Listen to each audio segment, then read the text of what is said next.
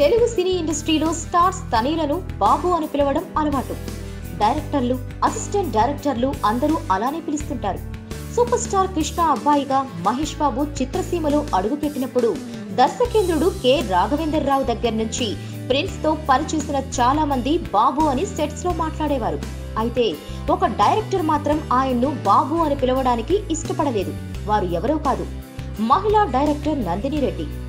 ఆమె కృష్ణవంశీ దగ్గర assistant director గా ఉన్నప్పుడు మురారి సినిమాకు మహేష్ తో కలిసి పనిచేశారు. అప్పుడు తోటి సహాయ దర్శకులు ప్రిన్స్ ని బాబు అని పిలుస్తుంటే నందిని మాత్రం అలా పిలిచేందుకు ఇష్టపడలేదంట. ఆ విషయాన్ని రీసెంట్ గా ఓ ఇంటర్వ్యూలో ఆమె వెల్లడించారు. మహేష్ నాతో ఫ్రెండ్లీగా ఉండేవారు. నన్ను నందిని అని కాకుండా ఇని అని పిలిచేవారు. అందుకు నేను కూడా అతన్ని హేష్ అని పిలవడం మొదలు పెట్టాను. అందుకు మహేష్ కూడా ఎప్పుడూ ఇబ్బంది పడలేదు అని ఆనాటి సంగతులను గుర్తు చేసుకున్నారు.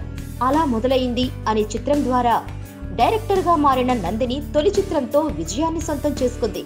ఆమె దర్శకత్వంలో వచ్చిన జబర్దస్త్ నిరాశపరిచిన కళ్యాణ వైభోగమే మంచి ఫలితాన్నిచ్చింది. ఇప్పుడు మాటల మాంత్రికుడు త్రివిక్రమ్ శ్రీనివాస్ నిర్మాణ సంస్థలో ఓ మూవీ చేసే పనిలో బిజీగా ఉన్నారు. Please subscribe. Hi, it's me Purna.